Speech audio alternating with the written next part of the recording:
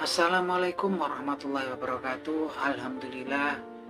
Wassalatu wassalamu ala rasulillah Nabina Muhammadin sallallahu alaihi wasallam wa ala alihi washabihi wa mawala. Wa qala Allah ta'ala fil Qur'anil Karim, ya ayyuhalladzina amanu taqullaha wa la takum nafsum ma qaddamat liqad wa taqullaha innallaha khabirum bima ta'malun. Amma ba'du. Alhamdulillah, kemat pagi para sedulur-sedulur saya yang saya cintai dan semoga dicintai oleh Allah Subhanahu wa taala.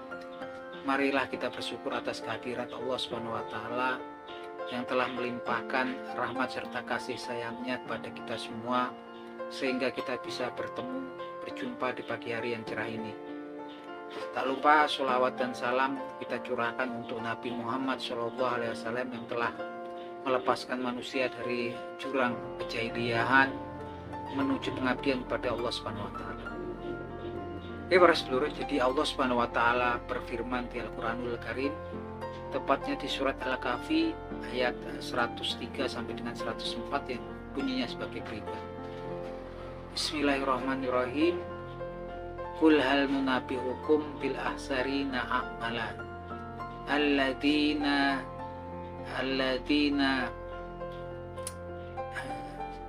dhala sa'yukum fil hayati dunya wa annahum yahsabuna annahum yuhsinuna sun'a, yang artinya sebagai berikut. Apakah perlu kami beritakan kepada kalian tentang seseorang yang sangat merugi amal perbuatannya, alladzina dhala sa'yukum fil hayatid dunya. Orang tersebut adalah orang yang sesat ataupun sia-sia dalam amalan perbuatannya di kehidupannya di dunia. Wa yahsabuna annahum yuhsinuna sun'a. Sedangkan orang tersebut mengira bahwasanya dia telah melakukan sebaik-baik amal perbuatan di kehidupan dunianya. Nah teman-teman, kalau kita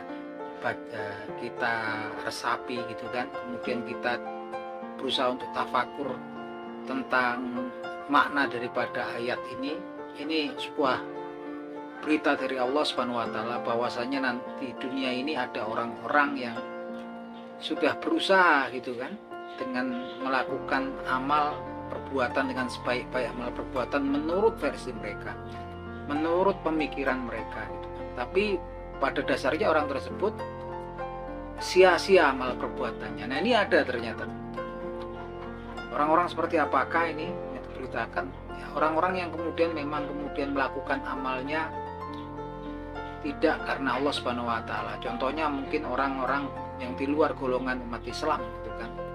Karena amal perbuatan itu dihitung pertama kali dilihat dari innamal a'malu binniyat, dengan niatnya gitu kan.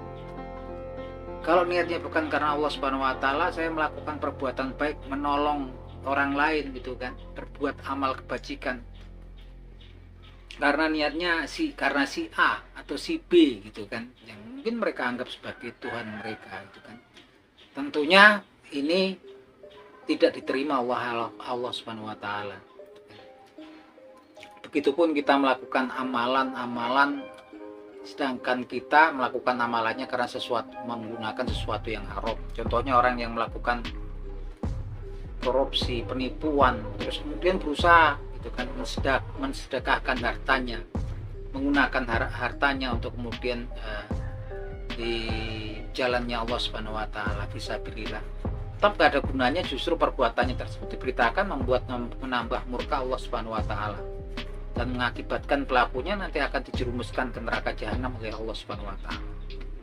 Nah ini teman-teman,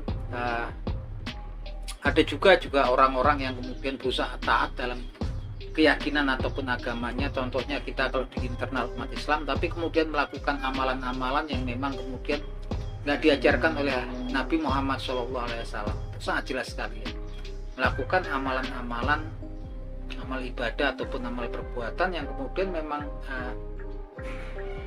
nggak ada sunahnya dari Rasulullah SAW. Ini juga dalam kondisi yang sebetulnya rawan gitu kan, kondisi yang memang berbahaya, karena kemudian malah dikatakan ada orang-orang seperti ini nanti bisa jadi ya teman, bisa jadi dikatakan orang-orang yang sudah berusaha melakukan perbuatan baik tapi kemudian dianggap sia-sia.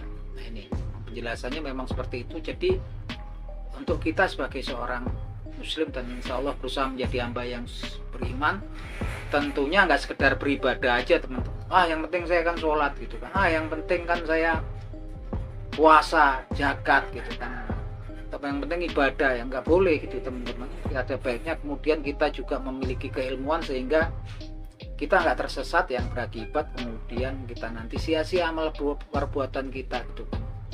Ini orang yang sangat merugi gitu. Orang yang sangat merugi adalah orang yang kemudian merugi, yang sia-sia amal perbuatannya, sedangkan mereka mengira mereka telah melakukan sebaik-baik amal perbuatan.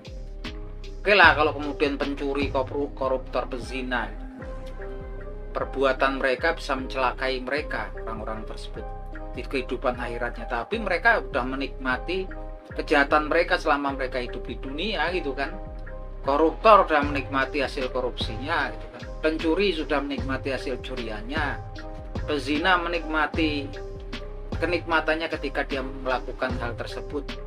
Oke, walaupun kemudian dia hal tersebut membahayakan kehidupan di akhiratnya, tapi paling tidak di dunia dia menikmati kejahatannya. Tapi orang-orang ini, orang-orang yang dianggap sangat rugi ini, orang-orang yang sudah melakukan sebaik-baik amal perbuatan menurut pendapat mereka, menurut jalan pikiran mereka, tapi ternyata sia-sia, sesat gitu kan, dan tidak dihitung ya teman-teman. Nah, ini oleh karena itu sebagai seorang muslim tentunya selain kita taat pada Allah Subhanahu wa taala terhadap perintah-perintahnya dan menjauhi semua larangannya, tentunya kita juga dilandasi oleh literatur ataupun referensi, dan referensi kita adalah sebagai seorang muslim adalah Al-Quranul Karim dan hadis daripada Nabi Muhammad SAW.